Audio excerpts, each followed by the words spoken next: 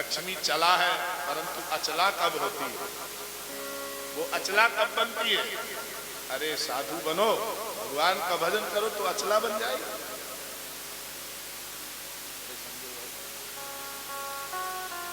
अचला कब बनती है? अरे मन में दूसरे का कल्याण करने का भाव लाओ तो उसे कहते हैं साधु। जो दूसरे का काम बनाए उसे साधु। को साधनोति परकार्यमिति, जो दूसरे का काम बनाए तो साधु है। साधयति परकार्यम, जो दूसरे के कार्य को बना देता है उसी को कहते हैं साधु। पहले साधु बनाओ, साधु बनने के बाद अचला लपेटा जाता है। क्या लपेटा जाता है? अचला। सो तुम्हारे पास लक्ष्मी अचल हो जाएगी। अचला है। जिसका नाम चंचला है वह भी भजन करने वालों के यहाँ अचला हो जाती है, वहां अचला हो जाती है। पर भजन नहीं करोगे तो वो चंचला ही रहेगी। इसलिए भजन करो। साधु लोग भी पहले क्या बोलते हैं? सीता, राधा या उमा। गौरी शंकर कहते हैं? शंकर गौरी तो नहीं कहते हैं। राम सीता तो नहीं कहते हैं। सीता श्याम राधे तो नहीं कहते हैं।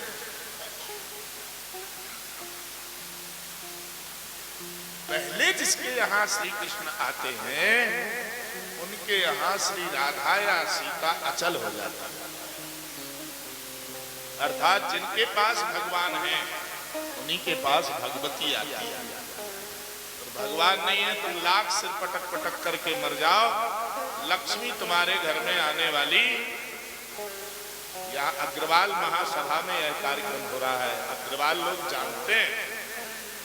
अग्रमानी सबसे पहले, अच्छा सीधा अर्थ लगाना जरा इसका। अग्रवाले, आगे वाले, आगे चलते हैं उन्हीं का नाम ही तो अग्रवाल है। पृष्ठवाल थोड़ी होगी पीछे चलते हो। यदि आप पीछे चलते होते तो आपका नाम क्या होता? पृष्ठवाल है? उन्होंने कहा नहीं नहीं हम पृष्ठवाल नहीं हैं। तो क्या मध्यवाल हो? बीच में चलने वाले हो? बोले नहीं नहीं हम बीच में भी नहीं चलते हैं, पीछे भी नहीं चलते, सबसे मुद्दे पर रहते हैं, हम सबसे आगे। हाँ, सबसे आगे चलते हैं, इसलिए हमारा नाम अग्रवाल है। अग्रे चलंती अग्रवाल, आगे आगे चलते हैं, उन्हीं को अग्रवाल कहते हैं। हम अग्रवाल महासभा में बैठे हुए हैं। ऐसा कोई अग्रवाल है जो भगवान की पूजा न करता हो? अग्रवाल ही वो है जो ठाकुर जी की पूजा करता है। प्रत्येक अग्रवाल के यहाँ गोपाल की पूजा होती ही है। बिना गोपाल के उनके घर में कुछ नहीं है। बोले प्रातः काल सबसे पहले गोपाल सहस्त्रनाम पाठ होता है, तब श्री ठाकुर जी की कृपा का लाभ होता है। हर घर में गोपाल सहस्त्रनाम पाठ होता है। खुद करे या ना करे पर पंडित जी आके जरूर गोपाल सहस्त्रनाम कर जाते हैं। फिर बाद में अग्रवाल महोदय क्या कहते हैं पंडित जी से? महाराज खूब चकाचक गोपाल सहस्त्रनाम चल रहा है। बोले हाँ सेठ जी पाठ तो बहुत अच्छा चल रहा है, पर एक बात बताओ अकेला गोपाल का करते हो या श्री जी का भी कुछ करते हो? उन्होंने कहा अरे वाह, जब गोपाल का करेंगे तो श्री जी का तो अपने आप ही हो जाता है, जब विश्राम करते तो श्री सूक्त हो जाता है। गोपाल सहस्त्रनाम के पूरा होते ही श्री सूक्त का पाठ करना चाहिए, लक्ष्मी सूक्त का पाठ करना चाहिए, तो किए गए गोपाल सहस्त्रनाम का फल मिल जाता है। इसका अर्थ है कि हमको नित्य गोविंद का अर्चन घर में करना चाहिए। गोविंद की सेवा करने से भगवती पराम्बा महालक्ष्मी श्री जी तुम्हारे घर में बिना बुलाए आ जाएगी। अच्छा एक बात बताओ,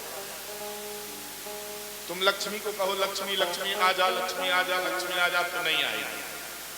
उसको शर्म लगती है कोई उसे बुलाता है तो। उसको बुलाओ तो शर्म लगती है, फिर कैसे आती है? जो नहीं बुलाता है उसके पास आता है। लक्ष्मी ने कहा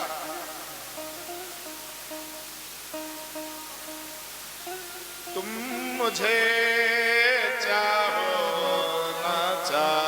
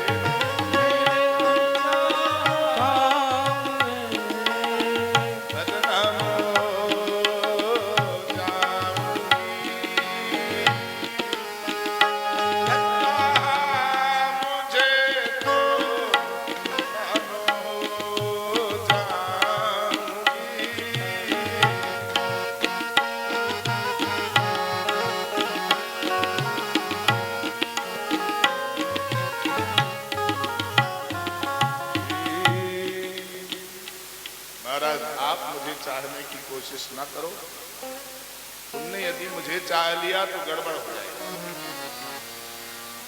इसलिए लक्ष्मी को चाहो या मत चाहो, भगवान को चाहने की कोशिश करो। सबसे पहले भगवान को मनाओ। चरण कमल बंदो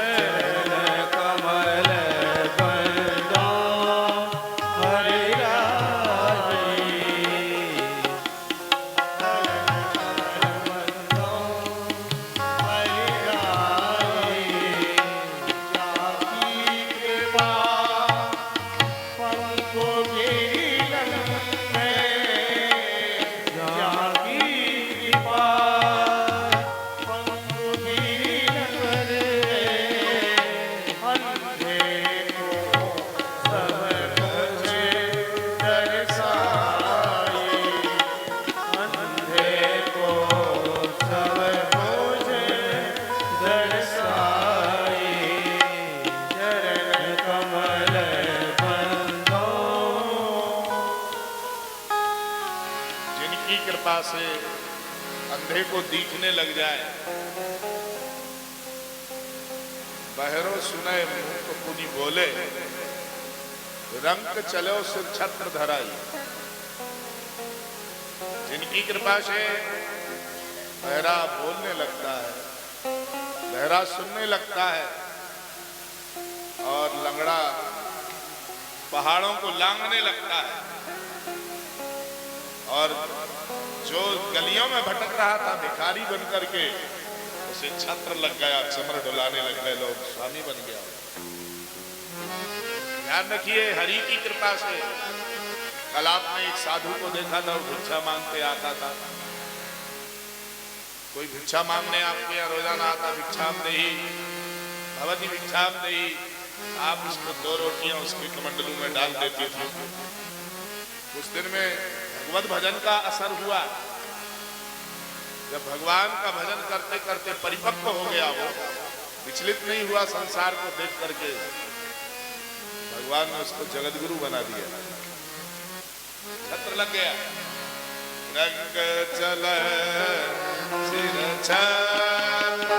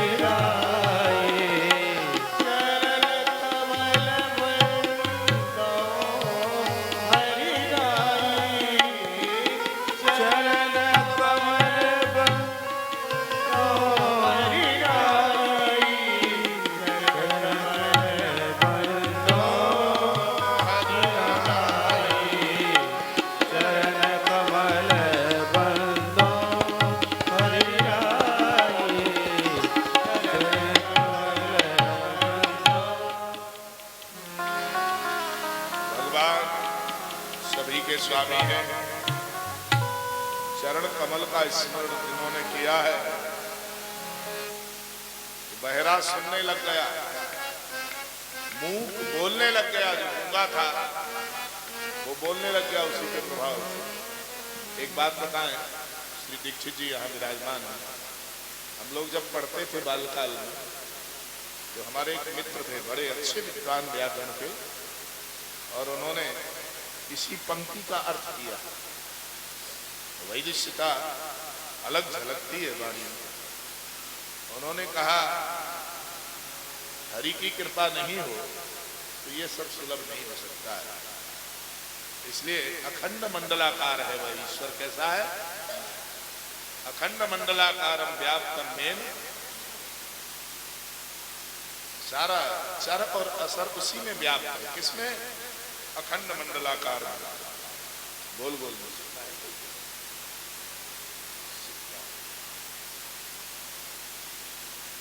व्याप्तम मेन चराचरम,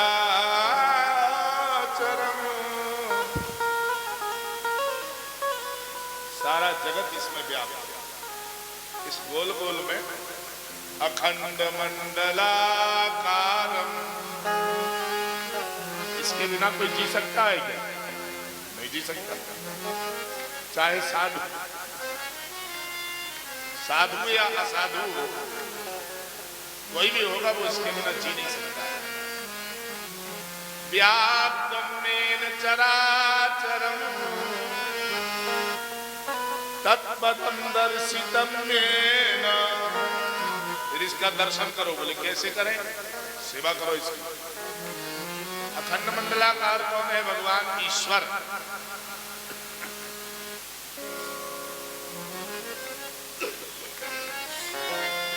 इसको यदि आधा काट दिया जाएगा तो नहीं चलेगा, अखंड ही चाहिए, पूरा ही का पूरा चाहिए, अखंड चाहिए, खंड नहीं चाहिए। मंडलाकार चाहिए, गोल गोल चाहिए, चौकोर करके देखो अच्छा इसको चलता है कि नहीं चलता, नहीं चलेगा। 20 कोने बना दो इसके तो भी नहीं चलेगा। जैसा था वैसा ही रखो। हमारा ईश्वर अखंड मंडलाकार रुपया के रूप में आ जाता है वो ईश्वर। सारा जगत जिसमें व्याप्त है। अच्छा एक बात बताओ, पैसे के बिना कुछ बाजार में मिलेगा? आप बहुत अच्छे व्यापारी हो, पर यदि आपके यहाँ कोई साधु भी आ जाए, 100 रुपए से ऊपर का सामान खरीदेगा तो आप चार्ज करोगे ही करोगे। और अग्रवाल लोग ऐसे होते हैं, वो देखते रहते हैं साधु आ जाए, 100 रुपए से कम का सामान खरीदे तो फ्री में दे देते हैं। हमारे यहाँ वृंदावन में कई अग्रवाल लोग ऐसे हैं। अभी हमारी कथाएं वृंदावन के प्राय अग्रवाल लोग करवाते रहते हैं। तो मूल में वृंदावन में रहते हैं अग्रवाल, उनकी बड़ी महिमा है। वो वास्तव में भक्त हैं। मारवाड़ से वो वृंदावन आ गए केवल इसलिए कि श्री जी का और बिहारी जी का सेवा करने का अवसर मिलेगा, और व्यापार तो केवल इसलिए कि बच्चे कैसे पालें, इसलिए वहां रह करके किसी साधु का न खाना पड़े, इसलिए घर चलाने के लिए, परिवार गृहस्थ चलाने के लिए व्यापार करते हैं।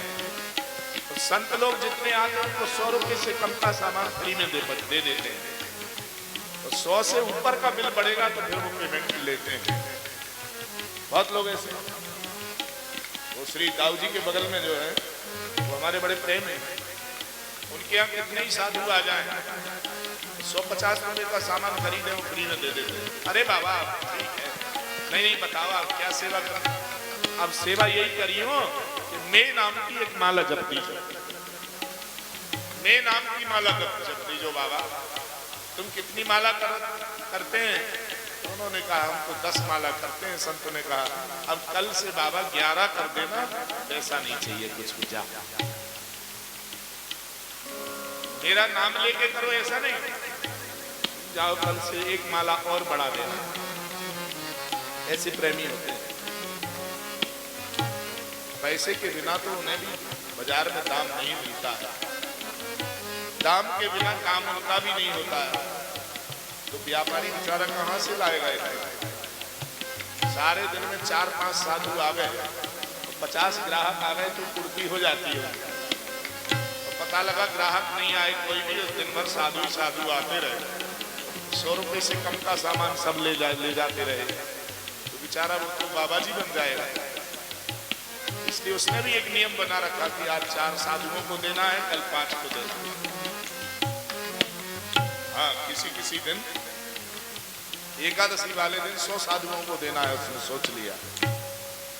ऐसा एक बार निश्चय कर लिया, तो उस दिन पूरा दिन फ्री देते हैं। किसी एक बार को वो बताते नहीं, उनका कोटवर्ड होता है, सबको नहीं बताते, नहीं साधुओं की लाइन लगता है।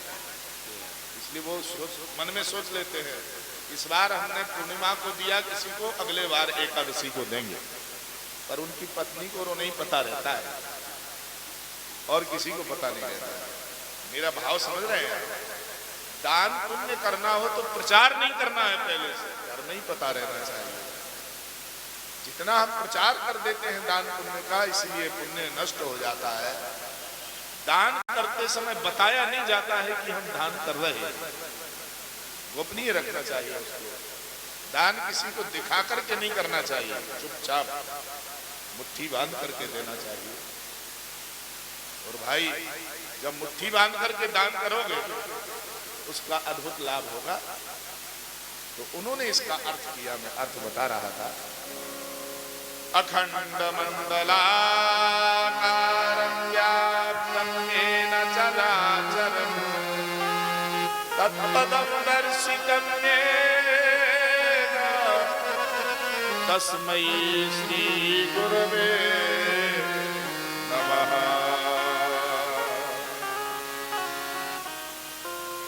महाराज भगवान कैसे हैं? अखंड मंडलाकार हैं, गुरु स्वरूप हैं। पैसे के बिना कोई चल सकता है? नहीं चल सकता है। तो चलिए हम चलाते हैं। कैसे नहीं चल पाते हैं? देखो जरा चल करके देखते हैं हम लोग। ऐसा नहीं हो। ये कह रहे हैं बहरो सुनए मूक पुनि बोले रंग चढ़े सिर संग धराई रंग चले सिर चंद्र धराई। लंगड़ा पहाड़ों को चढ़ जाता है? लंगड़ा कैसे पहाड़ को चढ़ जाएगा? इसके पैर नहीं है और वो पहाड़ के ऊपर उड़ जाए। हेलीकॉप्टर में कोई पैर होते हैं? हवाई जहाज में पैर होते हैं क्या? नहीं होते। और देखा उसको पहाड़ों को लांघते हुए चला जाता है, क्योंकि रुपया का पेट्रोल पड़ा हुआ है उसमें, इसलिए वो रुपया जो अखंड मंडलाकार है ये इसी का गुण है। यदि अखंड मंडलाकार हमारे पास नहीं होते तो उसमें पेट्रोल नहीं पड़ता, और पेट्रोल नहीं पड़ता तो उड़ान नहीं भरता। पैसे के कारण उड़ा। अखंड मंडलाकारं मूक पुनि बोले। ये मूक पुनि बोले में उन्होंने कहा, एक ट्रांजिस्टर दिखाया ऐसे, बोले इसका सेल निकाल लो। ये बोलता है कि नहीं, खूब स्टेशन बदलते रहो इसमें। क्यों जी? स्टेशन बदलते रहो, कुछ नहीं होगा। इतना भी FM लगा लो, चाहे कुछ भी लगा लो, जब तक उसमें पैसा नहीं डलेगा उस सेल में, तब तक वो बोल नहीं सकता है। आजकल मोबाइल है ना, प्रीपेड हो गया है। पैसा नहीं डालोगे तो नहीं बोलेगा। पैसा खत्म हो गया, 1 महीना तक नहीं डालोगे तो बिल्कुल ही बंद हो जाएगा, डालना ही पड़ेगा। तो ये पैसा बोल रहा है मूक पुनि बोले, पैसा निकाल लो, बोलना बंद। ये पैसे का चमत्कार है। भगवान की कृपा के बिना लक्ष्मी घर में नहीं आती है। भगवान के चरण पकड़ लो। इसलिए यम प्रव्रजन्तमनुपेतमपेतकृत्यं द्वैपायनो विरह कातर पुत्रेति तन्मयतया तरबोधुनेदु तम सर्वभूत हृदयं मुनिमानतोऽस्मि। सुखदेव जी वन की ओर जा रहे हैं। पिताजी ने कहा, हे बेटा, पुत्र पुत्र, हे पुत्र, कहां जा रहे हो? वृक्षों में से वही आवाज निकलने लग गई, पुत्र पुत्र पुत्र। आप राम कहो हॉल में तो सुनाई राम ही देगा, गाली बको तो गाली सुनाई देगी, पर पुत्र कहोगे तो पुत्र सुनाई देगा कि नहीं?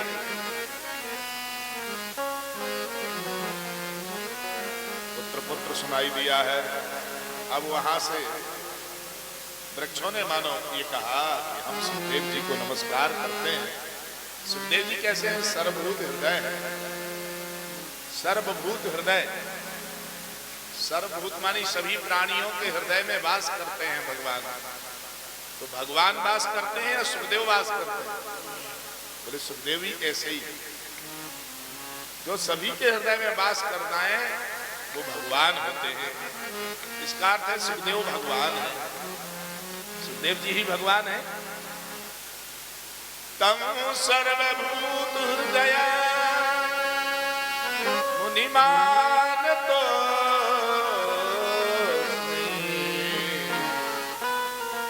मुनि के लिए हम नमस्कार करते हैं, सुखदेव के लिए।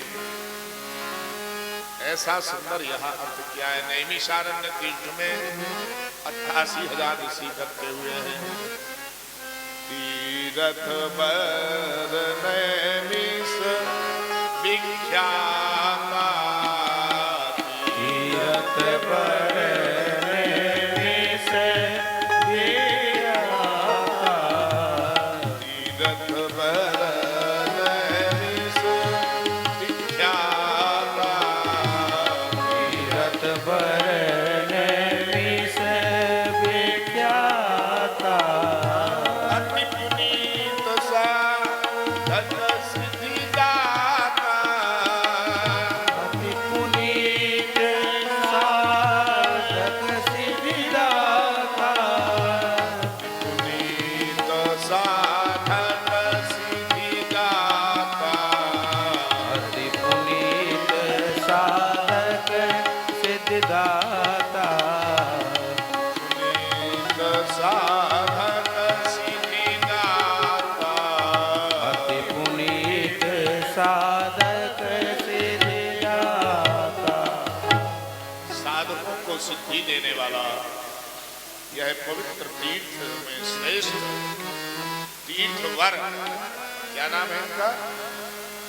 तीर्थवर, तीर्थेषु वरः। तीर्थों में जो श्रेष्ठ तीर्थ है वो नैमिषारण्य तीर्थ है। सौनकादिक ऋषि बैठे हुए हैं। ऋषियों ने सूत जी को प्रश्न किया, अज्ञान को ध्वस्त करने वाली कथा कहिएगा आप। महाराज, आपका ज्ञान तो सूर्य के कोटि का ज्ञान है। सूर्य कोटि समप्रभ का अर्थ यही रखना चाहिए, करोड़ों सूर्य अर्थ नहीं करना चाहिए। सूर्य कोटि का ज्ञान है, उस कोटि का ज्ञान है जिस कोटि का सूर्य का प्रकाश है, उसी कोटि का आपका ज्ञान है।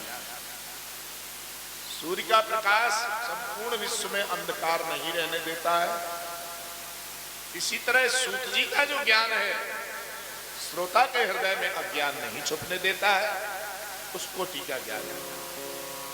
इसलिए इस बात का निर्णय यहां हो जाता है कि कथावाचक ऐसी कथा कहे जिससे सारी गुत्थियां सुलझती चली जाए।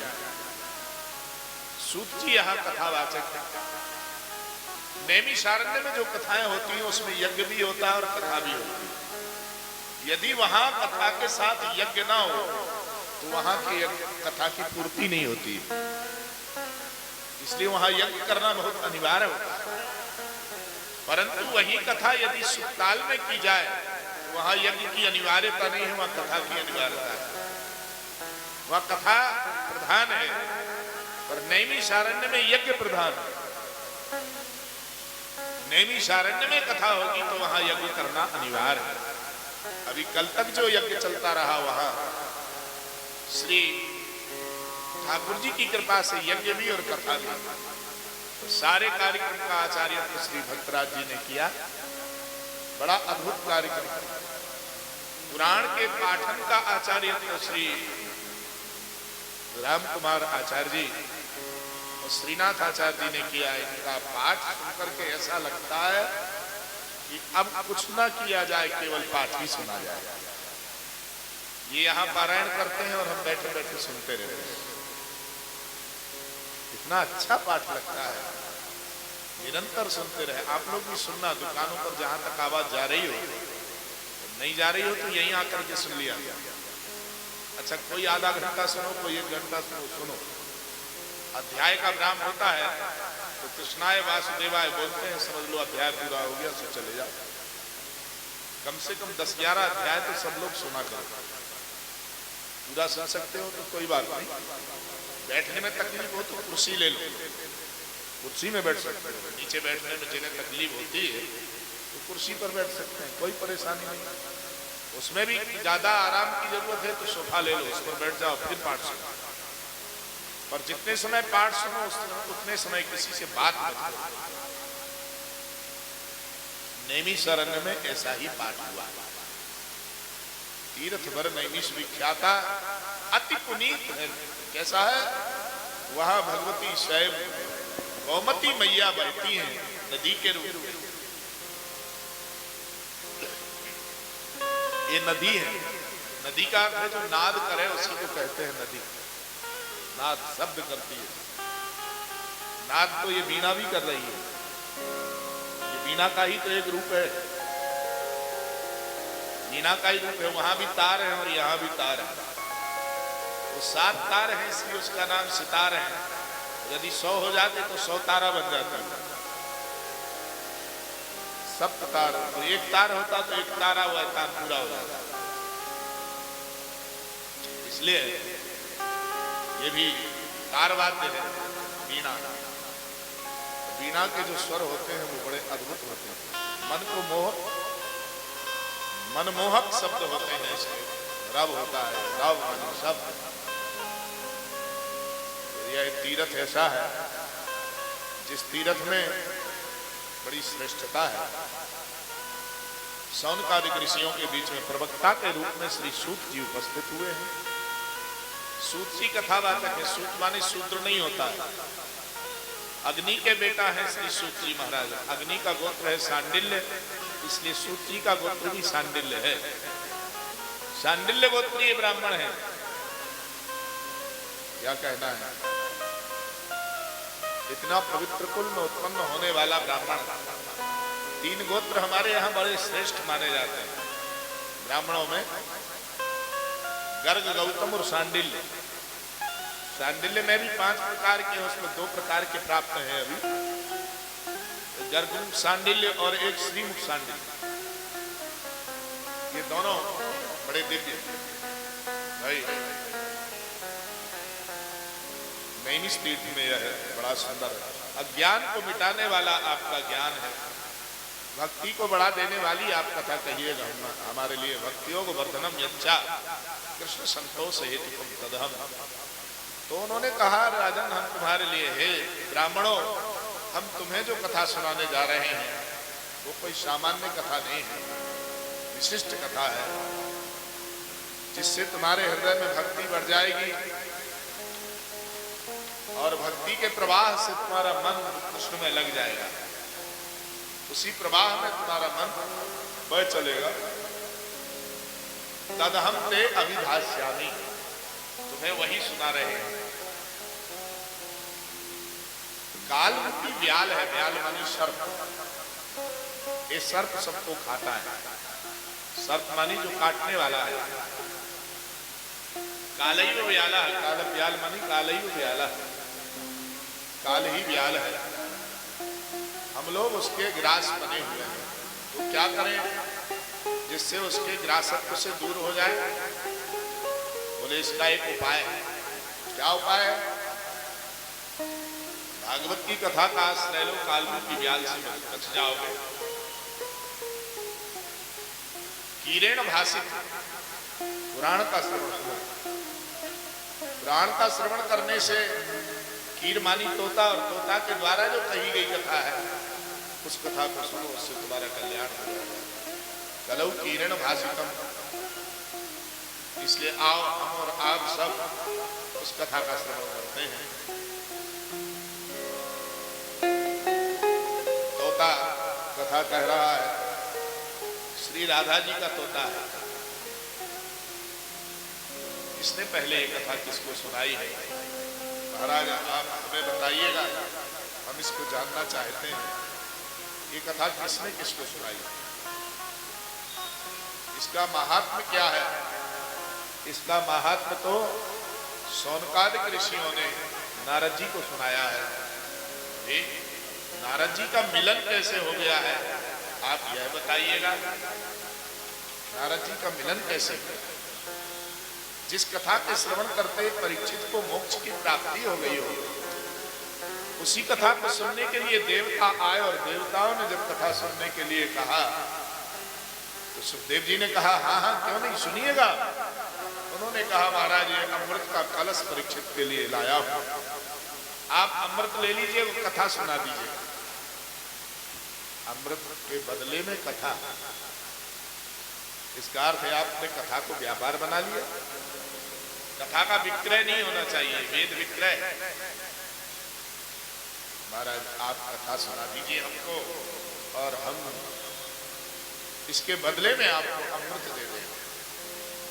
सुखदेव जी मुस्कुरा करके बोले कहाँ कांच और कहाँ मणि?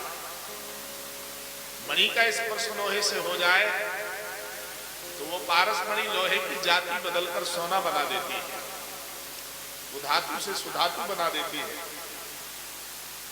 परंतु धातु से सुधातु बनाने वाला तो है, इसलिए आप जो है एक काम करिएगा, तो धातु को सुधातु बनाती है मणि, पर मणि किसी को नहीं बनाती। बनाती है क्या? लोहे को छूने से वो सोना तो बना देती है, पर वो कभी भी पारस मणि नहीं बनाती लोहे के लिए। ये उसके अंदर एक गुण होना चाहिए था। तो ऐसा करो, तुम भागवत को जो समझ रहे हो वो पारसमणि भी नहीं है, पारसमणि से भी बहुत मूल्यवान है कथा को। क्यों? संत के मुख से जब वो निकलती है तो जिसके कान में बनती है वो उसको भी संत बना देती है। यही कथा की विशेषता होती है। संत असंत को भी संत बना लेता है, पर पारसमणि लोहे को सोना तो बना देती है पर पारसमणि नहीं बनाती। संत इतने दयालु होते हैं कि वो दुष्ट को भी संत बना देता है और उसके हृदय की दुष्टता दूर हो जाती है। संत के चरणों में जाओगे तो कभी दुख नहीं पाओगे, और यदि किसी जादूगर के पास जाओगे तो ऐसे ही भटकाएगा, कभी तुमको सोना बना देगा, कभी तुमको चांदी बना के दे देगा, कभी तुमको पैसा दिखा देगा, कोई दिखाता रहेगा, उसी में भटकते रहोगे। पर संत इस सबसे हटा करके तुमको गोविंद के चरणों तक पहुंचा देता है। जब तुम वहां पहुंच गए, लक्ष्मी की क्या कमी, संपत्ति की कोई कमी नहीं रह जाती। इसलिए संत के चरण पकड़ लो तो तुम्हें भगवंत से मिला देगा। संत वो चीज है जो तुम्हारे जीवन के साथ अर्थात समस्या का अंत कर देता है। जो समस्या का अंत करे वही तो संत है। तुम्हारे जीवन में कितनी समस्याएं हैं वो नहीं देखता है संत। एक उपाय बताता है, बस राम का नाम जपो, सूर्योदय होने से पहले 1000 बार नाम उच्चारण करो। 1 महीने में यदि घर की दशा न सुधर जाए तो हमारा नंबर नोट है, उसमें आप लोग फोन करके हमें बताना।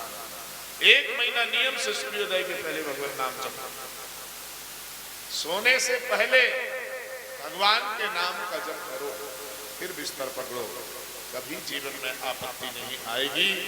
जो कुछ अपराध है वो सब क्षमा हो जाएंगे और संपत्ति तुम्हारे घर में इतनी आ जाएगी। इसीलिए हमारे यहाँ हम एक यात्रा कर रहे थे तो वहां लिखा था सामने, भारत के सच्चे नागरिक बनिए। क्या लिखा था? भारत के सच्चे नागरिक बनिए।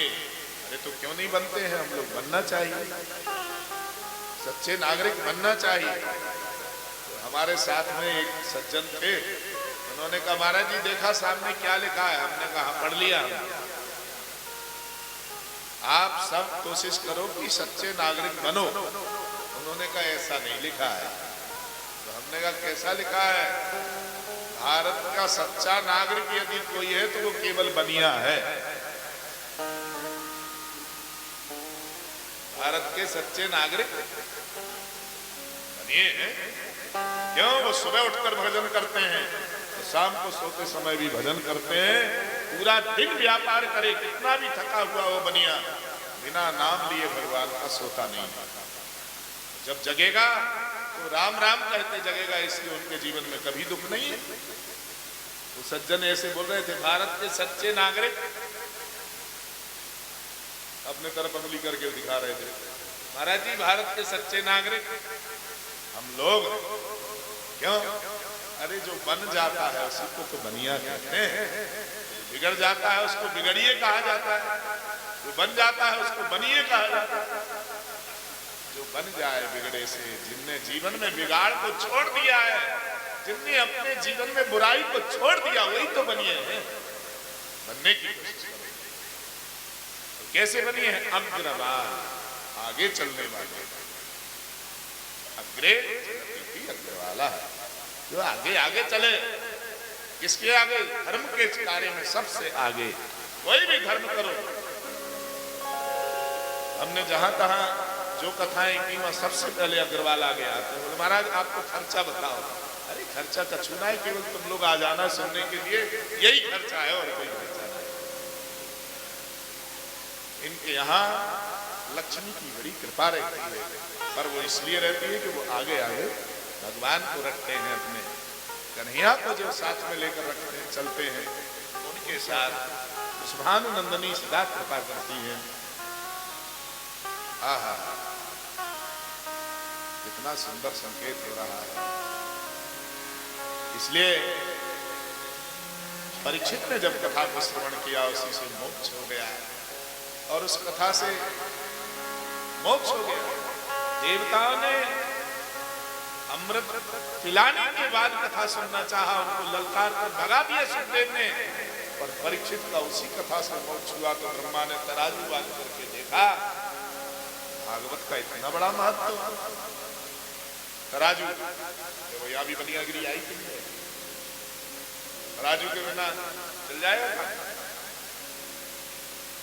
यहाँ कांटा धर्म का होना चाहिए। डकैत डकैती करके लाते हैं, जब डकैती में लाया हुआ माल जब बंटवारा होता है तो क्या कहते हैं वो लोग? देखो भाई, ईमानदारी से बांटना,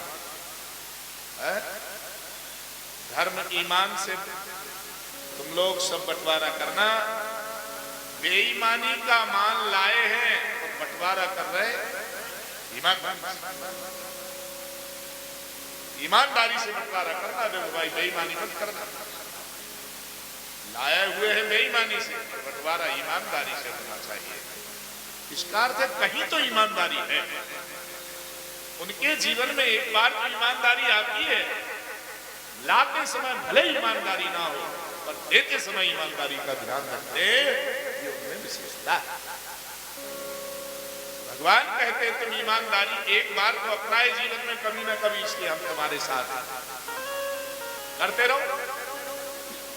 अन्याय का धन जहां पड़ा रहता है, भगवान वहां देखते नहीं है, पर उसने कहा ईमानदार। तो ठाकुर जी आ गया, बोले भैया लाला तेने बेईमानी से कमायो और ईमानदारी को नाम ले रहा हो? तो बोले बाबा कन्हैया तेने मोए बहुत दियो है, अब हम सब लोग अपने जीवन का जितना बेईमानी का धन था वो तुम्हारी कथा में लगा दे रहे, तो ईमानदारी का धन हो जाएगा, वो नंबर 1 में आ जाएगा। उस द्रव्य को भगवत सेवा में लगा देने से ईमानदारी का धन हो जाता है। अब महाराज सूत और सौनक का बड़ा दिव्य उपाख्यान है। तराजू बांध करके देखा तो जिस तराजू पर भागवत रखी हुई है वो पलड़ा उठता ही नहीं। एक तरफ मोक्ष के सारे साधन रख दिए, ताप स्वर्ग अपवर्ग सुख धैर्य तुला एक अंध भूल न ताहि सकल मिली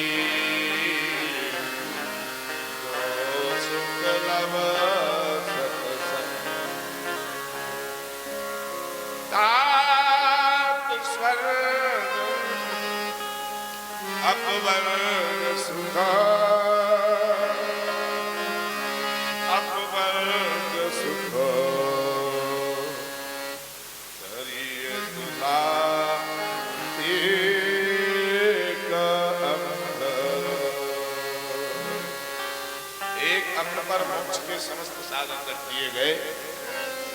मोक्ष के साधन क्या है?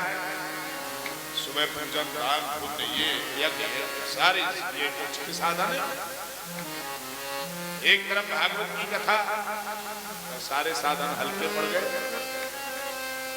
भागवत भारी हो गए। ध्यान रखना भाई। अपवर्ग, अपवर्ग मानी जहां पवर्ग नहीं, नास्ति पवर्गो यत्र, जहां पवर्ग नहीं उसे अपवर्ग कहते हैं। अपवर्जनम मितिम अपवर्गः, स्वामी अखंडानंद जी महाराज। अपवर्जन को अपवर्ग कहा गया। संसार के भौतिक कर्म से बचने को यहां अपवर्ग माना है। तो अपवर्ग क्या है? पा फा बा भा मा, ये पवर्ग है, इससे बच जाए जो उसी को अपवर्ग कहते हैं। अर्थात जहां ये नहीं है। पा मानी पाप, पा का अर्थ यहां क्या करोगे? पाप। आ मानी फालतू, हाँ, जहां फालतू चीज नहीं है। बा, ये बा क्या है? जहां बकवाद नहीं है वही मोक्ष। जहां बकवाद नहीं होता है, सारे दिन लोग बकवाद नहीं लगे रह जाते हैं। बाद हो तो कैसा हो? भगवत बाद हो, बकवाद नहीं है। केवल वाणी का उपयोग नहीं हो, बात करना है तो भगवान का बात करो, सत्संग करो। भा मानी भूल चूक, सब भैया भाई भतीजा, यही भूल चूक है।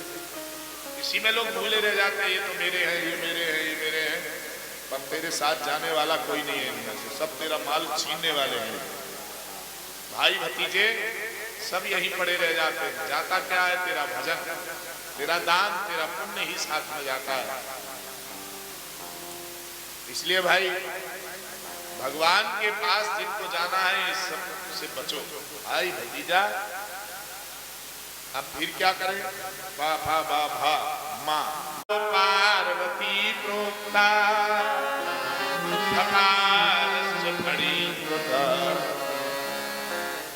पासे यहाँ पार्वती जी भगवान शिव के साथ रहती हैं, और फासे फणींद्र मंथर श्री नाग देवता साथ में रहते हैं। फकारो फणींद्रो, महाराज या फणींद्र है, और भगवान शंकर जो है फणींद्र से सुशोभित हो रहे हैं। अब ऐसे भगवान शिव हैं जिनके साथ फणींद्र विद्यमान है, अर्थात भगवान शंकर के साथ तो यहां पासे पार्वती जी विद्यमान हो गई, पासे फणींद्र विद्यमान हो गए, और यहां बकार, भगवान शंकर के साथ यहां बकार भी विद्यमान है और भकार भी विद्यमान है। भकारो भस्म, भकार से यहां भस्म भगवान शंकर के साथ में। बा से बालेंदु, बाल इंदु, बाल है इंदु जिनके ललाट पर, बाल इंदु मानी चंद्रमा। कैसा चंद्रमा है? बाल, बाल चंद्र सोहत सिर नीके, बाल चंद्र जिनके विद्यमान है। धकारो भस्मस्तेवो मकारो मंदाकिनी तथा, मंदाकिनी जिनके ललाट पर विराजमान है। ऐसे पवर्ग के सहित रहने वाले, अर्थात संसार से लिप्त रहने वाला एक ऐसा नाम है शिव, जो पवर्ग में रह करके भी अपवर्ग को प्राप्त कर लेता है। तो हम सब गृहस्थी यदि शिव के चरणों को पकड़ लें, भगवान शंकर के चरण को पकड़ लें, तो हम सबको भी मोक्ष सहज हो जाएगा। इसलिए शिव के चरणों को पकड़ लें। तभी तो काशीपुर में वास करते हैं। काशीपुर मानी शिव की पावन नगरी, चाहे वह काशी वाराणसी हो, चाहे काशीपुर उत्तराखंड का हो, सब जगह शिव वास करते हैं। शिव कहाँ वास नहीं करता भाई। ताक स्वर्ग अपवर्ग सुख धरिए तुला एक अंग। एक तरफ सारे साधन कर दिए, एक तरफ भागवत भारी हो गया, सारे साधन हल्के हो गए। इसका अर्थ है भागवत से मोक्ष की सहजता है, मोक्ष की प्राप्ति श्रीमद् भागवत से हुआ करती है। हम लोग श्रीमद् भागवत के शरण को ग्रहण कर लें तो मोक्ष सहज में हो जाएगा। अच्छा, मोक्ष किसे कहते हैं? मोक्ष किसे कहते हैं इस बात को जान लो, फिर कथा की रफ्तार बढ़ेगी। अभी तक कहानी नहीं आई ना कथा में, अब यहां से कहानी आने वाली है। अभी तक उपदेशात्मक कथा चली, अब कुछ कहानी भाग भी लेना चाहिए। कहानी भी लेना चाहिए और हमारे भक्तराज जी कह रहे गीत भी होना चाहिए, तो गीत भी हो और कहानी भी हो। भाई इनकी बात नहीं मानेंगे तो कैसे काम चलेगा? यही तो सब करता धरता है। अब बच्चों के हाथ में ही जीवन है, ये जैसे कहवा ले वैसे कह दे, तो इनकी बात भी रखनी पड़ेगी। भाई अपवर्ग की प्राप्ति के लिए पवर्ग का त्याग करना पड़ेगा। पाप पापी आदि मन को भगवान में लगाना ही पड़ेगा। और ये मन जब तक संसार के कामों में लगा हुआ है तभी तक ये सब सारी समस्याएं हैं। तो भगवान का आश्रय लोगे तो ये पवर्ग मोक्ष की प्राप्ति हो जाएगी। शौनकादिक ऋषियों ने इस कथा को किसे सुनाया है? श्री नारद जी को सुनाया है। नारद है ज्ञान, ज्ञान को देने वाले को नारद कहा जाता है। और शौनक है ज्ञान के पुत्र, ज्ञान के पुत्र है शौनक आदि ऋषि। शौन कहते हैं ज्ञान के लिए, और ढक हो जाए उसमें तो शौनक बनता है। शौनक शौनक ज्ञानापत्यम पुमान शौनक, ज्ञान के अपत्यर्थ में शौनक शब्द होता है। इसलिए शौनकादिक ऋषि यहाँ 4 रूप में प्रकट हैं। ध्यान रखिए, ये चारों पुरुषार्थ ही है ये मानो। शौनक ऋषि जहां श्रोता है वहां सूत जैसा कथाकार है। इसलिए भाई बड़ी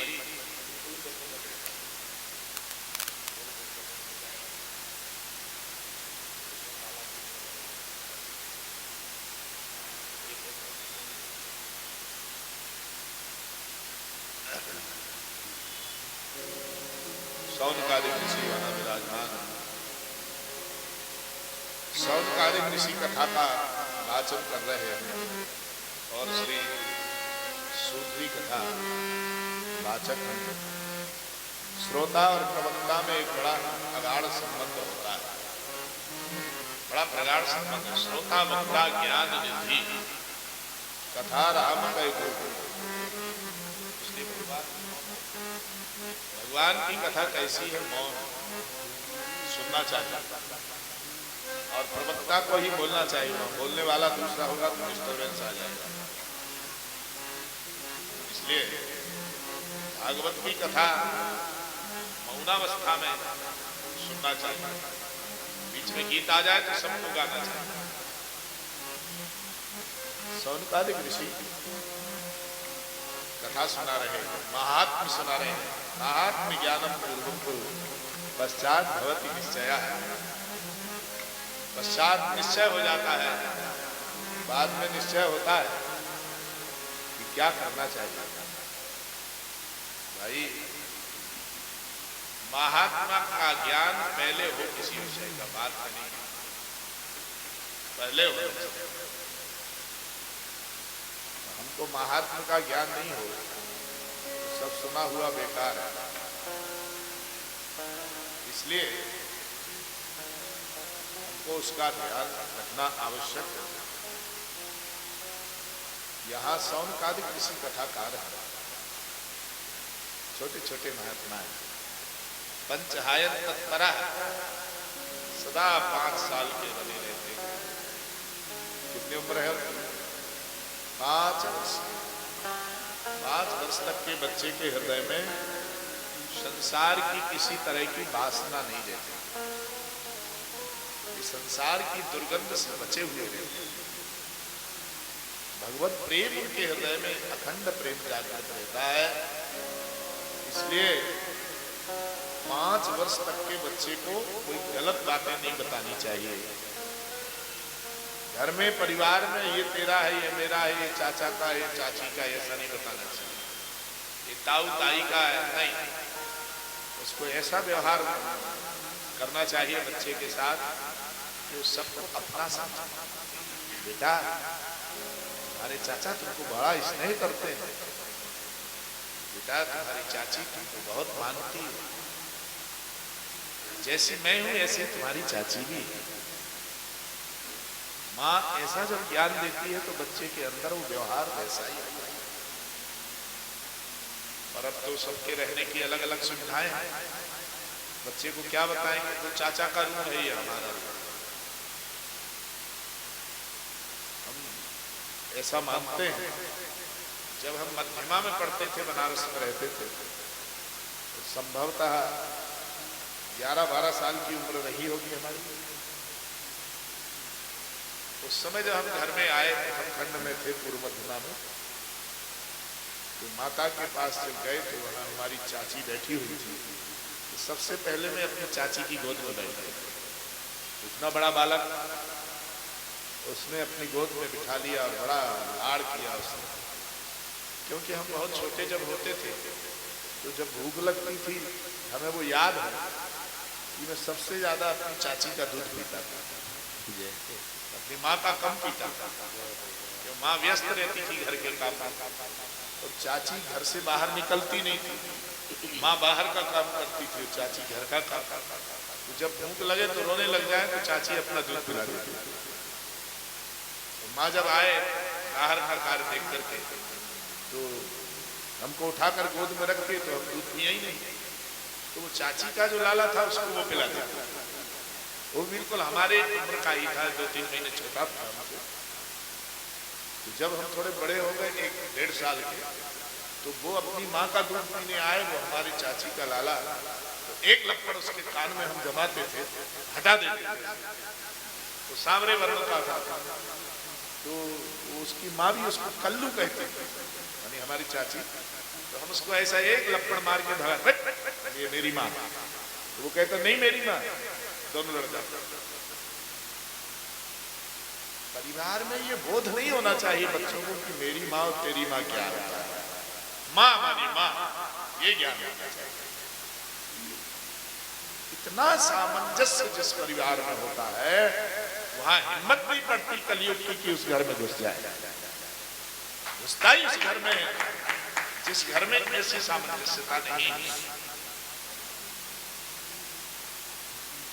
तो भाई, हम लोग अपने घर का माहौल ऐसा नहीं बनाना चाहते हैं जिससे परिवार ऐसा हो। अब तो सास जो होती है, सास को लोग कुछ समझते ही नहीं। बहुत जगह, चाहे वो व्यक्ति की सास हो या वधू की सास हो, लड़के की सास होगी तो वो भी कोई स्थिति में है, और लड़की की जो सास है उसका तो कुछ पूछो ही नहीं, सारा सब कुछ छीन गया उसके हाथ से, इसलिए वो दुखी रहने लग गई। परंतु सत्यता यह है, सास उसे कहते हैं जो स्वयं शासन में रहती है। स्वयं शासन में रहे और शासन करे नहीं, उसको निभा करके दिखाए तो सब शासित हो जाते हैं परिवार के लोग, उसी को सास कहते हैं। ध्यान रखो, घर में बहू आने वाली हो तो स्वयं शासित हो जाना चाहिए। बहू के घर में आते चाबी उसके हाथ में पकड़ा दो, बेटी अब तुम जानो कैसे घर चला। लोग कहते हो हमारी बेटी थोड़ी, दूसरे की बेटी। तो तुमने अपनी बेटी के रूप में तुम स्वीकार किया है, क्यों नहीं मानती? जिस दिन तुम उसको अपनी पुत्री समझने लग जाओगी, उस दिन घर का विवाद समाप्त हो जाएगा। घरों में परेशानी ही यही है आजकल गृहस्थियों के यहाँ, कि हम पुत्र वधू को बेटी नहीं समझ पाते हैं। जिस दिन बेटी समझने लग जाओगे, उस दिन ही घर में राम राज्य हो जाएगा। कौशल्या बनने की कोशिश करो, जब कौशल्या तुम बनोगी तो सीता जैसी तुम्हारी बहू हो जाएगी। तुम कौशल्या नहीं बनना चाहती हो इसलिए घर में सब अस्त व्यस्त है। बेटी जब वधू बन करके तुम्हारे यहां आई है तो उसको अपनी बेटी समझो। मां कैसे रक्षा करती है? जैसे कोई अपने गहने को किसी डिब्बे में बंद करके रखता है, महंगा गहना हो मणि, मणि को लेकर के बाजार में तो नहीं तोला जाता है, उसको डिब्बी में बंद कर दिया जाता है। रखते हैं कि नहीं? उस डिब्बी में रख दिया जाता है उसको। डिब्बी से सुरक्षा उसकी होती है। वो डिब्बी कोई और नहीं है, तुम्हारा नेत्र जो है वही मणि है। उस मणि को रखने की ये डिब्बी मिली हुई है, एक ऊपर वाला ढक्कन है, एक नीचे वाला ढक्कन। जैसे नेत्र को रखने के लिए डिब्बी तैयार है, आप कुछ भी ऐसा करके देखो तुरंत वो डिब्बी बंद हो जाती है। ऐसा हाथ करोगे हट से डिब्बी बंद होगी, हुई कि नहीं हुई? तुम्हारा हाथ हटने में देर नहीं हुई, उससे पहले वो खुल भी गई। क्या व्यवस्था है भगवान की। जैसे नेत्र की रक्षा करने के लिए पलक की आवश्यकता है, इसी तरह वधू की रक्षा करने के लिए सास की आवश्यकता है। वधू नेत्र है। बुढ़ापे के नेत्र तो बहुएं ही होती हैं भाई। बुढ़ापे में खुद को तो दिखता नहीं, बहू के नेत्र से देखो दुनिया दिखती है। इसलिए नंबर वाला चश्मा यदि कोई है तो बहू है। ना चश्मे के अभी हमको कुछ देखना था तो लगाया था। जब हमको देखना होता है पतले अक्षरों को तो लगाना पड़ेगा। तो वधू जो है वो तुम्हारी पुत्री के जैसी हो जाए और तुम उसके लिए मां की तरह बन जाओ तो घर में शांति हो जाएगी। बधूलन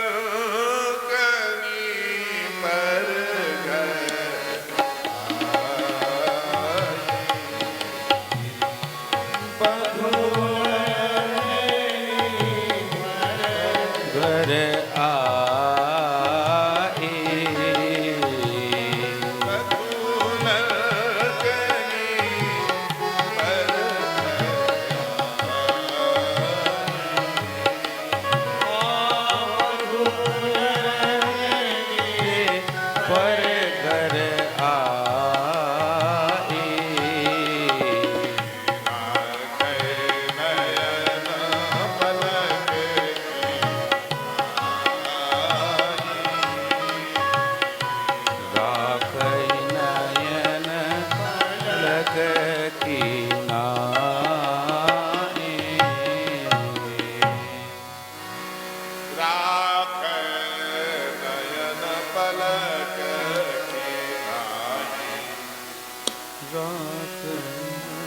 नयन के समान उसको रखे जैसे नेत्र को रखती है डिब्बी, पलक जिस तरह से।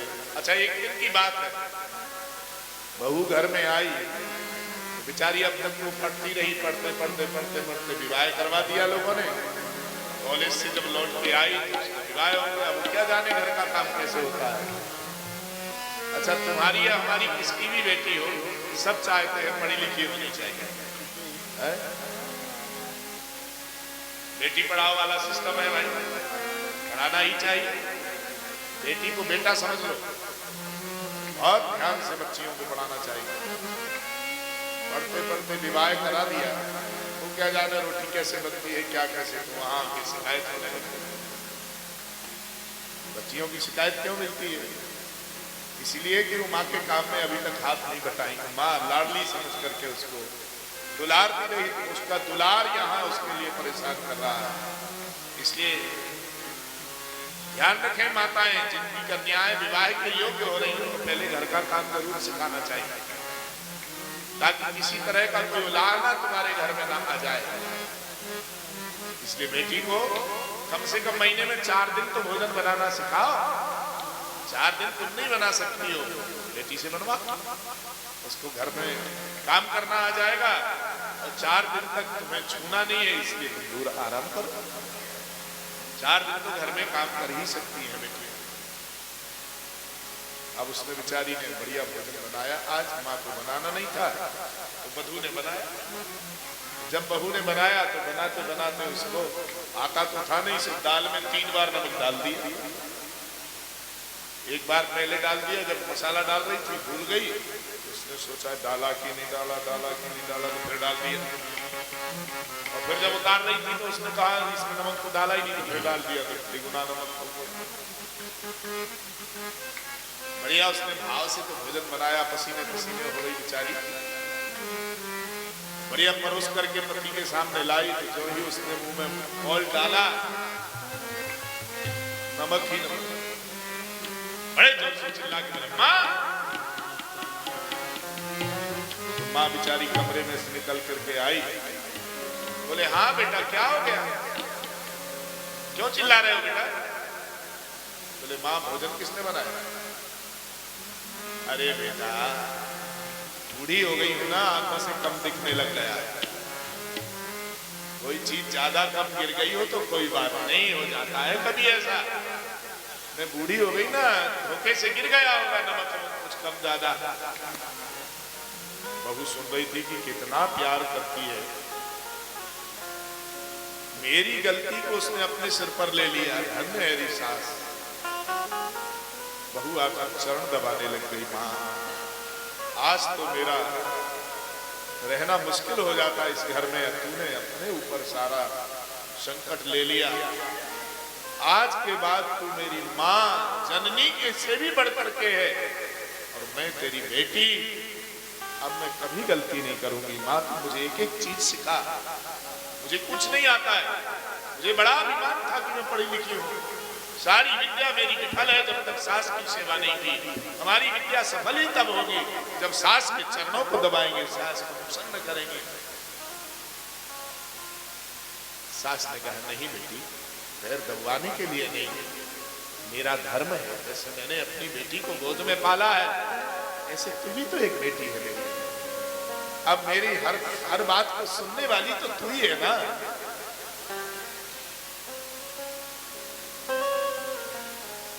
परिवार में शांति यदि चाहिए, इस तरह का माहौल बनाओ तो परिवार के लोग बड़े आनंदित रहेंगे।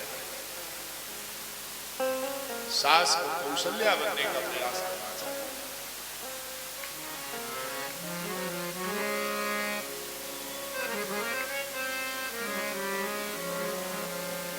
शौनकादिक ऋषियों ने कथा का श्रवण कराया है। भगवान की कथा मोक्ष को देने वाली है। मोक्ष की कामना किसके हृदय में नहीं होती है? सब चाहते हैं, सभी चाहते हैं कि भगवान का दर्शन हो। भगवान का दर्शन हो ये कौन नहीं चाहता है? बोलो आप लोग चाहते हो? चाहते हो? काशीपुर वालों सभी चाहते हैं कि भगवान का दर्शन हो।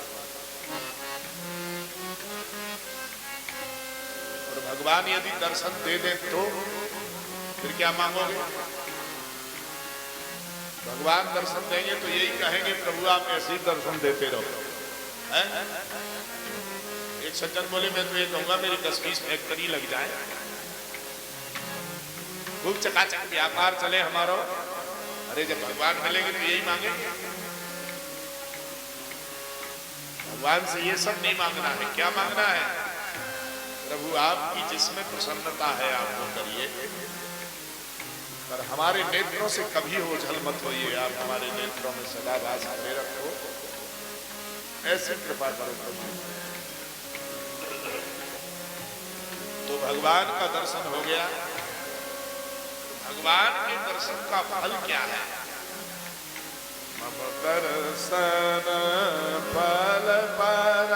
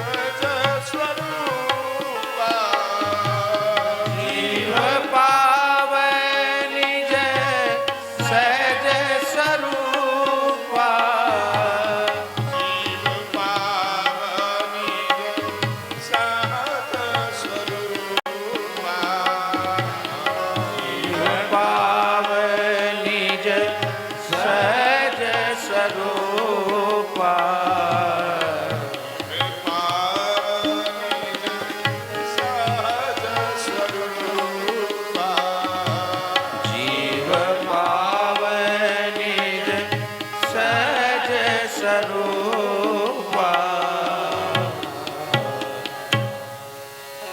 जीव अपने सहज रूप को प्राप्त कर लेता है।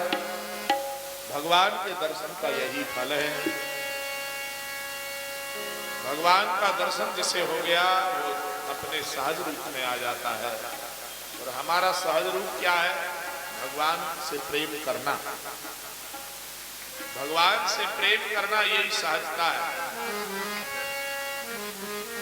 हमारा आपका मन भगवत प्रेम में मग्न हो जाए, यह ध्यान रखना चाहिए।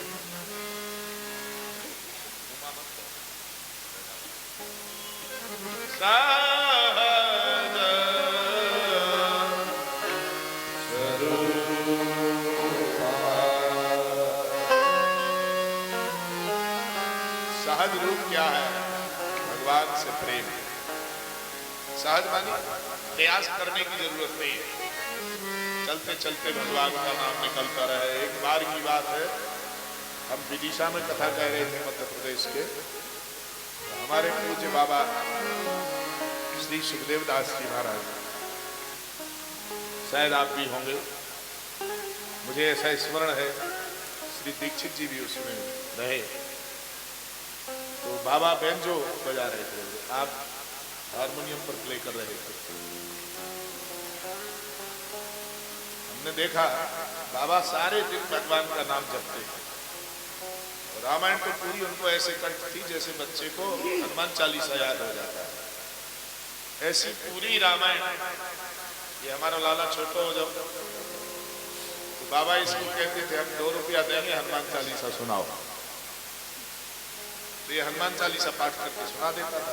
बिना देख के सुनाना, बोले हाँ ठीक।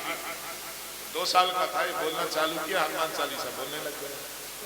तो बाबा 7 दिन में एक दिन घर आते थे, तो इसको 2 रुपया दे करके कहते थे हनुमान चालीसा सुनाओ। तो इसने कहा तुम 2 ही देते हो, हमने 10 बार सुना दिया, आप 2 देते हो। एक पाठ का 2 रुपया लेंगे। तो बाबा ने कहा 100 पाठ सुना। तो इसने कहा 100 नहीं सुना, हम थक जाते हैं ना। आप मुझे अच्छा ठीक है 200 मत देना, 50 रुपया देना, मैं 50 पाठ सुनाता। बच्चों को सही मार्ग पर लाने में बाबा लोग बड़ी कृपा करते हैं। पूज्य श्री सुखदेव दास जी महाराज रात में एक दिन सोए हुए, सोते सोते राम राम राम राम। हम अपने प्रकोष्ठ में ही उनको सुलाते थे, कहीं दूसरी जगह जहां हम रहते थे वहीं उनकी गद्दी लगवा। तो मैंने उनको हिलाया जोर से, बाबा बाबा क्यों हल्ला मचा रहे? उन्होंने कहा राम जी मैं तो प्रत्यक्ष दर्शन कर रहा था श्री जानकीनाथ के, और राम जी जा रहे थे वन की ओर, मैं अकेला पड़ा हुआ था। तो मैं देख करके बोला राम राम। स्वप्न में भी भगवान का दर्शन होने लग जाए तो भक्ति पुष्ट हो जाती है। उनको मैंने प्रत्यक्ष भजन करते स्वप्न में देखा। हम लोग कभी होम का दिन में तो जरूर करते हैं कि माला जप रहे हैं आपके सामने, तो कमरे में जाकर ताक पे पड़ता सो जाते हैं। तो लोग पूछेंगे क्या हो रहा है? तो महाराज जी अभी भजन कर रहे हैं। बहुत जगह ऐसा देखा जाता है, पर हमने ये बाबा के अंदर कभी नहीं देखा। बाबा जो बाहर से थे वो अंदर से ही। तो पूज्य बाबा का दूसरा रूप ये बैठे हुए, आत्मा वही जायते शिष्या पुत्र बा। बाबा जैसे हमको बजा करके सुनाते थे ऐसे आप भी उनके ही शिष्य थे। मैं ये बात इसलिए कह रहा हूं, बाबा का स्मरण करने के लिए नहीं, केवल इसलिए उनका स्मरण दिला रहा हूं कि मैंने प्रत्यक्ष आंखों से स्वप्न में भजन करने वालों को देखा। लोग कहते हैं जागते में तो सारी दुनिया बोलती है भगवान नाम, और स्वप्न में भी यदि बोलने लग जाए, जागृत स्वप्न और सुषुप्ति, इन तीनों अवस्थाओं में जो भगवान का भजन करता है, यमराज की हिम्मत नहीं कि वो कभी अपने यमलोक को दिखा दे उसके। नारद जी ने देखा कि कौन भजन कर रहा है, देखने के लिए सबसे पहले हरिक्षेत्र में आए। हरिक्षेत्र मानी हरिद्वार, फिर कुरुक्षेत्र में हरियाणा में गए। हरियाणा नाम है उसका, हरिमयाति नयति की हरियाणा, जहां हरि को ग्रहण करते हैं उसी को तो हरियाणा कहते हैं। यह हरिम नयति की हरियाणा, जो हरि को हृदय में बिठाता है उसको हरियाणा कहते हैं। सारे तीर्थों में घूमे, घूम करके लौट करके रामेश्वरम आदि में होकर के महाराज चलते चलते ब्रज क्षेत्र में आ गए और श्री यमुना के तट पर आ गए। तो वहां क्या देखा, एक युवती खड़ी हुई है, दो बूढ़े की आकृति के लोग पड़े हुए हैं सामने, रो रही है। हजारों देवियां उसको रुलाना बंद कर रही हैं, पर वो रुकना बंद नहीं कर रही। नारद को बोला, बाबा आप मेरे दुख को दूर करो। क्या दुख, कहां से आई हो, क्या नाम है तुम्हारा, कहां तुम्हारा जन्म हुआ है? तो वो कह रही हो, द्रवणे साहम कर्नाटके गता, क्वचिन क्वचिन महाराष्ट्र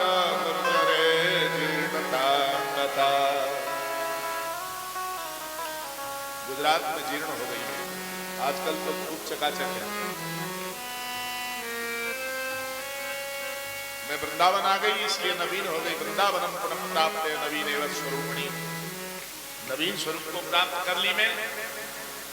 धन्य है वृंदावन, हे किशोरी जी कृपा करो। मैं तो आई वृंदावन धाम, किशोरी तेरे चरण में। मैं तो आई वृंदावन धाम, किशोरी तेरे चरण में। तो आई वृंदावन धाम, किशोरी तेरे चरण में। मैं तो आई वृंदावन धाम, किशोरी तेरे चरण में।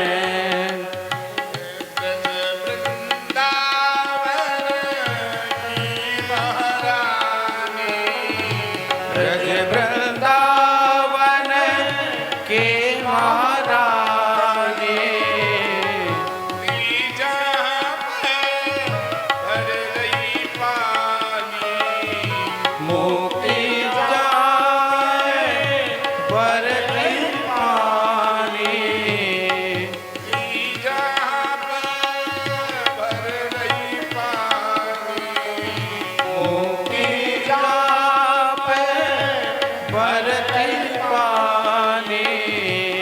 तोरे चरण लौट तो श्याम, किशोरी तेरे चरण में।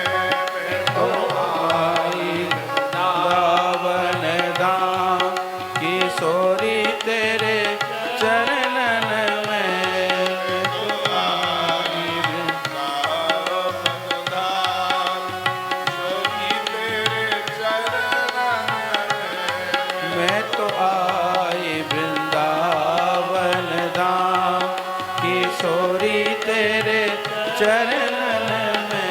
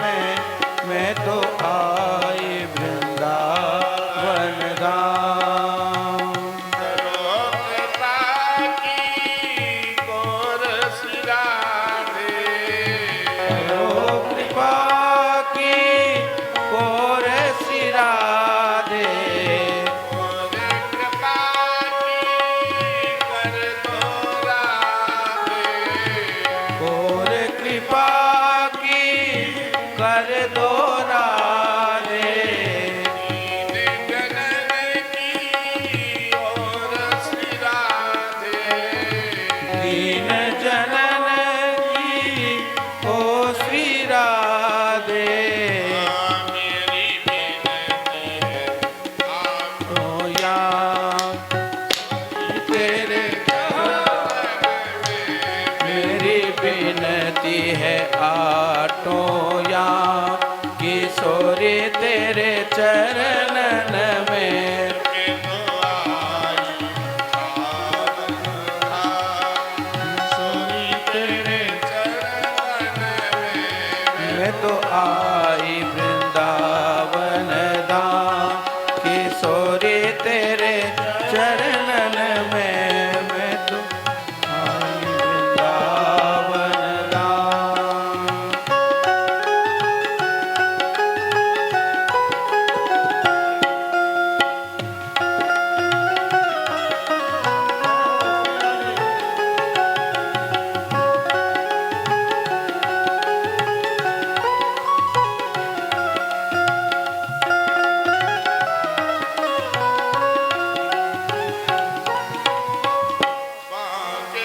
बांके ठाकुर की ठकुरानी बाके ठाकुर के ठकुरानी दामन की रजधानी वृंदावन जिन की रानी तेरे चरण में लोटक श्याम जय हो सोनी तेरे चरण में तेरे चरण पलोटत श्याम किशोरी तेरे चरणन में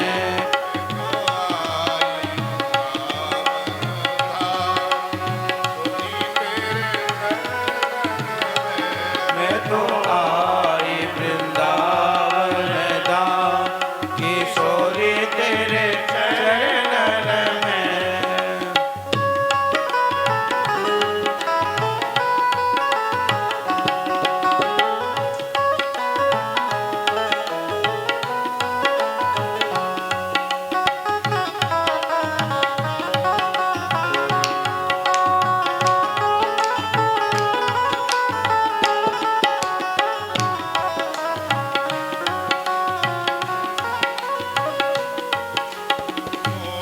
ये बना लो अपनी दासी मोहे बना लो अपनी दासी अपनी दासी अपनी दासी अपनी दासी अपनी दासी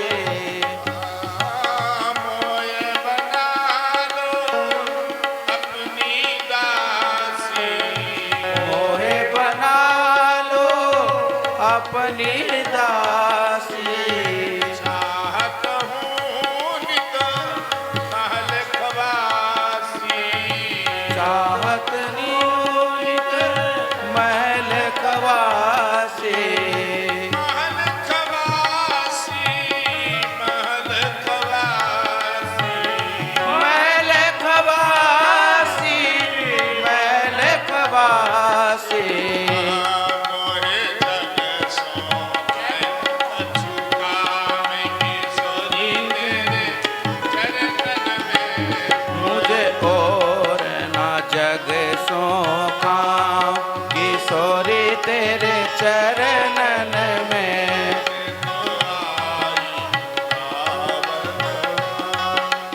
सोनी तेरे चरणन में मैं तो आई वृंदावन धाम किशोरी तेरे चरणन में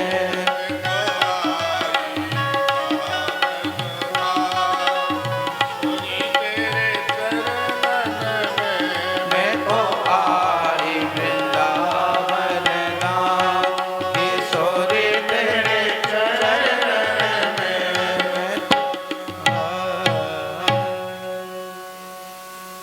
श्री राधा रानी के चरणों में आई है, भक्ति देवी को रहने का स्थान मिल गया।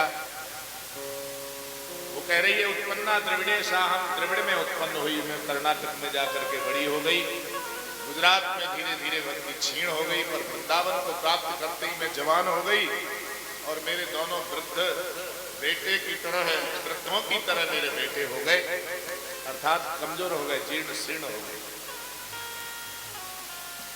जरा जीर्ण का अर्थ है कमजोर व्यक्ति हो गए, जरा जीर्ण का अर्थ यहां यही अर्थ लगाना चाहिए। जीर्ण मानी होता है कमजोर, जरा मानी होता है हल्का पतला। तो दुबले पतले हो गए हैं दोनों ज्ञान वैराग, और कमजोर हो गए हैं, ब्रज में रहते हैं। ब्रज में ज्ञान और वैराग कमजोर थे, इसकी निवृत्ति के लिए नारद जी ने शौनकादिक ऋषियों से कथा सुनने का निश्चय किया है। हरिद्वार में आकर के शौनकादिक ऋषियों ने दिव्य कथा का महात्म्य नारद ऋषि को सुनाया। उसी समय सारे संत लोग एकत्रित हुए हैं, कथा को सुनने के लिए भक्ति और ज्ञान वैराग्य नृत्य करते हुए वहां आई है। श्री कृष्ण गोविंद हरे मुरारी नाथेति नामानि मोर वदंती कहते हुए हरिद्वार की बड़ी दिव्य छटा है। इससे कौन कौन लोग मुक्त हो जाते हैं महाराज ये बताओ? अरे भक्ति के कारण तो भगवान नीच के घर भी चले जाते हैं। कर्माबाई के यहाँ, करमेती बाई के यहाँ, सदन कसाई के यहाँ तक रैदास के यहाँ भी भक्ति के ही कारण तो गए भगवान। भगवान का कोई परहेज नहीं है, किसके यहाँ जाते हैं किसके यहाँ नहीं जाते हैं। रहीम के यहाँ भी चले गए भगवान, रसखान के यहाँ भी चले गए, तो हमारे यहाँ आने में क्या? ये खान लोग, इसका अर्थ है कि सबके यहाँ भगवान जाते हैं। हमारे यहाँ ब्रज में अनेक ऐसे ऐसे भक्त हैं महाराज जिन्होंने भगवान से साक्षात्कार किया। इस कलिकाल में भगवान से साक्षात्कार हो गया। लोग ऐसी है। श्री कुंभनदास जी जैसे ब्रज महाराज जिन्होंने ब्रज की छवि को देखा। सीकरी में रहता है नवाब ने उनको बुलवाया, इतना सुंदर गाता है उसको बुला के लाओ, यहां सुनाएगा।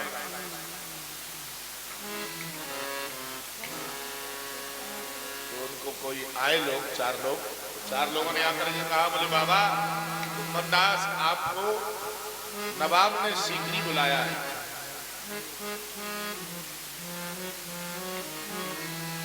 तो उन्होंने दो पंक्ति कही, मोह कहा सीकरी सोना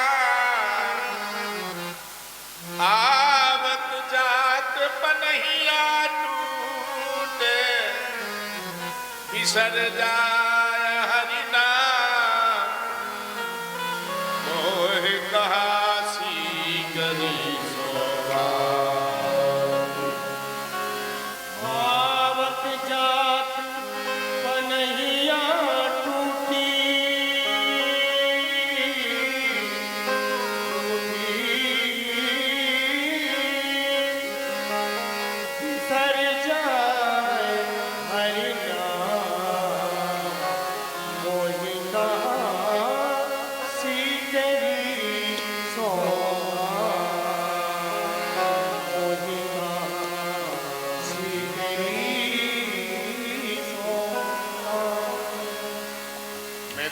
नवाब तो एक ही है भाई। मेरे नवाब कौन है? श्री गोवर्धन नाथ ही हमारे नवाब हैं। हम तो उन्हीं की नवाबी में रहते हैं और कोई हमारा नवाब नहीं है। जहां जाने से उनका नाम बिसर जाए वहां जाने से क्या लाभ। नवाब को पता लगा कि वो नहीं आता तो खुद चल करके आया और कुंभनदास के चरणों को पकड़ लिया। बाबा आज आंख खुल गई हमारी, नतमस्तक हो गया। हमारे ब्रज के ऐसे अल्लड़ संत होते, ऐसे अल्लड़ संत, किसी का डर नहीं जिन्हें।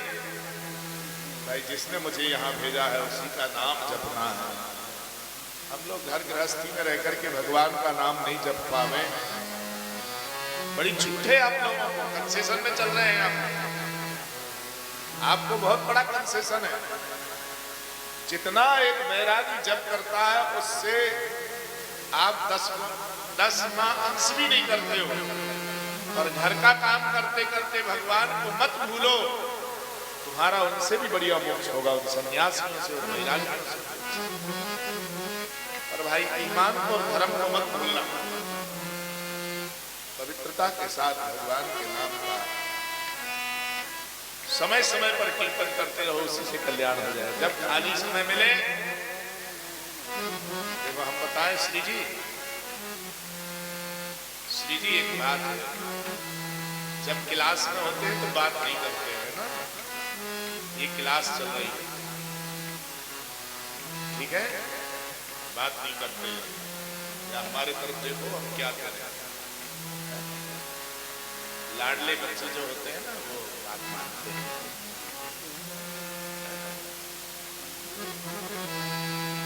क्या बोल रहा है? हाँ, घर गृहस्थी में रह करके भगवान का भजन कर लेना, चाहे वो थोड़ा भी क्यों ना हो। एक बार भी भगवान का नाम निकल जाए तो समझ लो जीवन धन्य हो जाएगा, जीवन धन्य हो जाएगा। पर नाम में कंजूसी मत करना, जब खाली समय मिले तभी करो। तो यदि काम करते समय नाम निकल जाए फिर तो कहना क्या है? घर का काम करते करते नाम निकल जाए, कहने ये जा रहा था श्री जी की आवाज आ गई बात। पहले हम लोगों के यहाँ जब किसी वस्तु को गिना जाता था तो पहला जो उसका नाम होता था वो एक नहीं कहते थे,